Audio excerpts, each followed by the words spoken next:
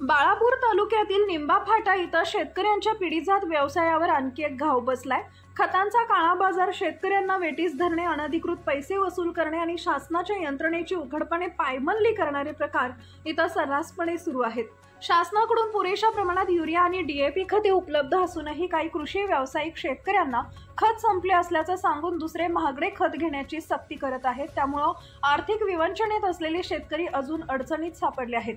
खते देताना आधार कार्ड आणि अंगठ्यांचे ठसे घेणे बंधनकारक असताना ई-पॉस मशीन बंद आहे असं कारण देत सामान्य शेतकऱ्यांना खत नाकारलं जातं। मात्र ओळखीच्या शेतकऱ्यांना बिनधास्त खत दिलं जातं, तेही जास्तीचे पैसे घेऊन।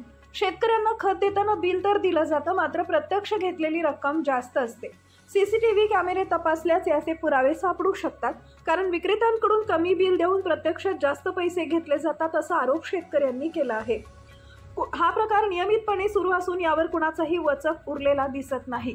निंबाफाटा इथं हा प्रकार अधिक उघडपणे सुरू असल्याची माहिती मिळते आहे। या कृषी केंद्राचा सीसीटीव्ही फुटेज, स्टॉक रजिस्टर, बिलांची नोंद आणि गोडाऊनमधील साठा याची सखोल चौकशी केली तर काळा बाजार उघडकीस येईल असा ठाम आरोप शेतकरी करत आहेत।